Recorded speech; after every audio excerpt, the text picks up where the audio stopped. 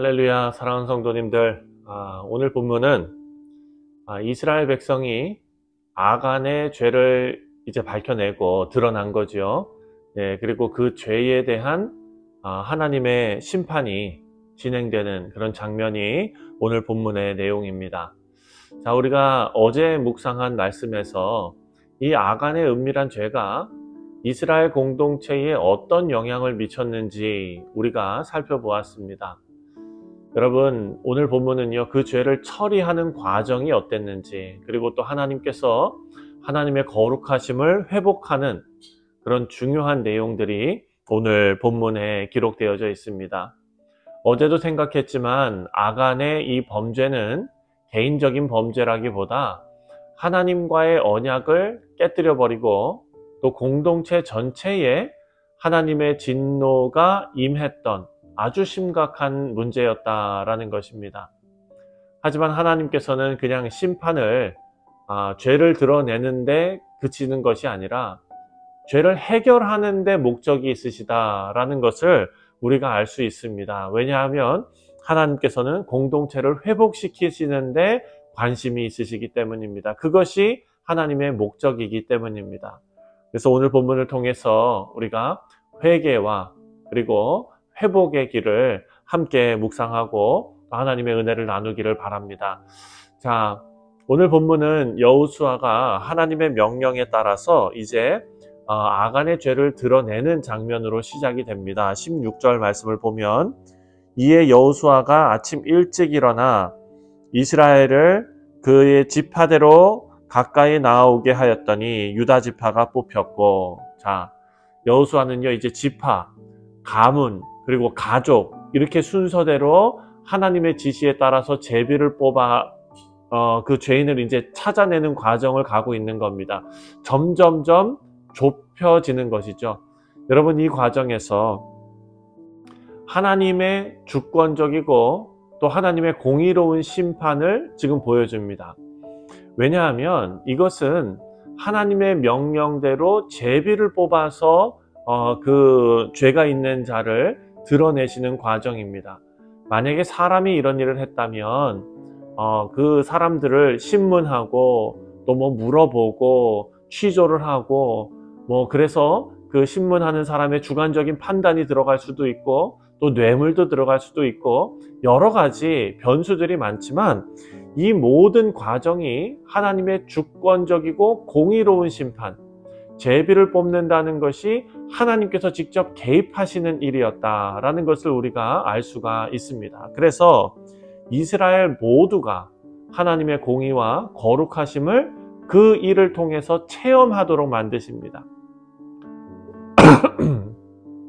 자, 이 과정이 하나님께서 공동체 전체의 거룩함을 얼마나 중요하게 여기시는가를 우리가 알 수 있는, 엿볼 수 있는 그런 장면입니다.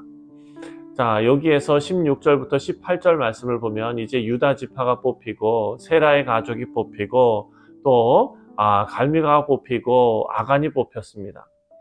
이 장면은 죄가 얼마나 다른 사람 모르게 은밀하게 숨겨져 있더라도 하나님 앞에서는 결코 숨길 수 없다라는 것을 보여주고 있습니다. 하나님께서는 그 죄를 그대로 두지 않으시고 하나님께서 처리하십니다.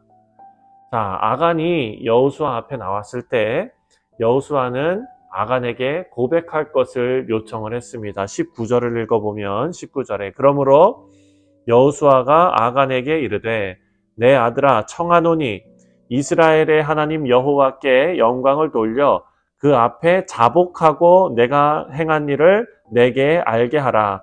그 일을 내게 숨기지 말라 하니. 아간은 여호수아의 이 말에 자기 자신의 그 죄를 고백하기 시작합니다. 그리고 여리고 성에서 하나님의 명령을 어기고 온전히 바쳐야 할 물건 중에 일부를 자기의 탐욕 때문에, 욕심 때문에, 탐심에 못 이겨서 가져갔다라고 인정하고 있습니다. 21절에 내가 노력한 물건 중에 지날 산에 아름다운 외투 한 벌과 은 200세겔과 그 무게가 50세겔 되는 금덩이 하나를 보고 탐내어 가졌나이다. 보소서, 이제 그 물건들을 내 장막 가운데 땅속에 감추었는데 은은 그 밑에 있나이다 하더라. 자, 여기서 우리는 죄가 시작되는 과정을 볼 수가 있죠. 아간의 죄는 어디에서부터 시작됐습니까? 바로 보고 탐내어 가져갔다. 여러분, 이 세 단계로 우리가 이루어졌다는 것을 볼 수가 있습니다. 성경에서 죄가 시작되는 패턴을 보면은 항상 이런 패턴이었습니다. 인류의 시초였던 에덴 동산에서 하와가 하나님께서 금지하신 그 동산 중앙에 있는 나무 열매를 보고 그 이후에 먹음직스럽게 여겼고, 그리고 따먹은 것과 동일한 구조 아닙니까?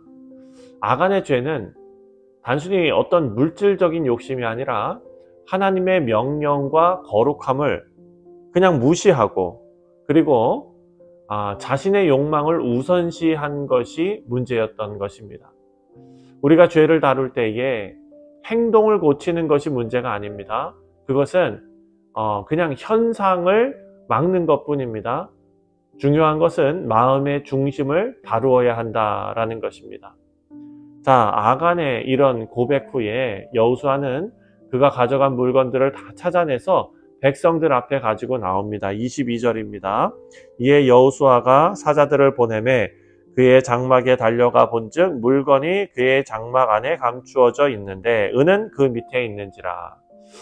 그리고 아간과 그의 가족, 그리고 그가 훔친 물건들, 소유들 다 아골골짜기로 끌려가 심판을 받습니다. 온 이스라엘이 그와 함께 돌로 그를 치고 그것들을 불사르고 그 위에 돌무더기를 크게 쌓았다라고 기록하고 있습니다.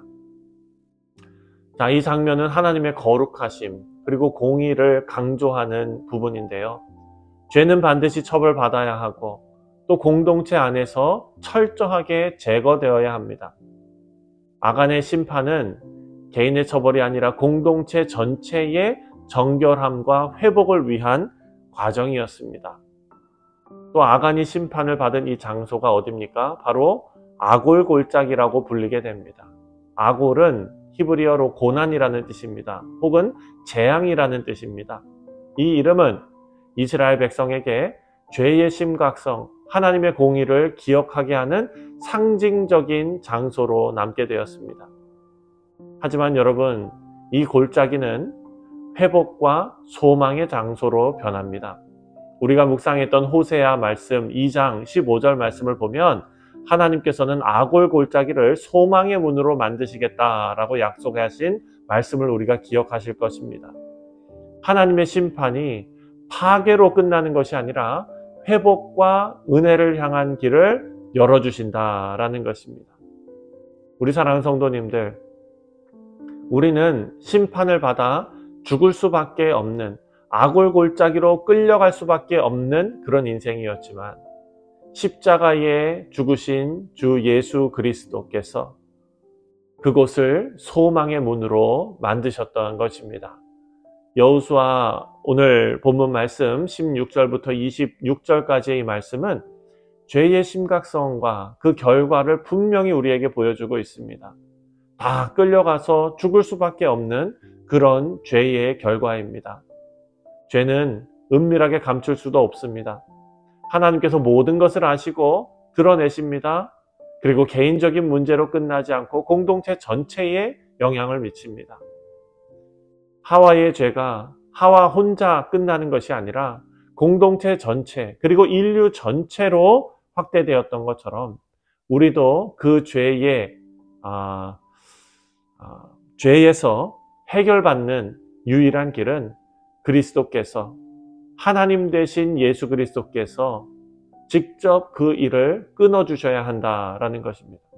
하나님의 심판은 그냥 우리가 죄인이다라는 것을 드러내고 마는 것이 아니라 하나님께서는 궁극적으로 우리를 회복시키시고 또한 은혜를 베푸시는 그 길을 열어가시는 하나님이시다라는 것을 오늘 본문을 통해서 우리가 알 수 있습니다.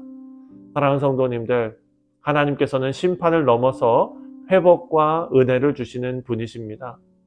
오늘 삶에서 우리에게 숨겨진 죄가 있다면, 우리가 하나님 앞에 범죄하여 죄와 사망의 구렁텅이 속에 있을 때에 우리를 건져주신 그 주 예수 그리스도의 은혜 앞에 우리 자신을 다시 한번 던지고 회개함으로 하나님의 은혜와 회복을 오늘 하루도 경험하는 우리 모두 되시기를 주님의 이름으로 축원드립니다. 기도하겠습니다.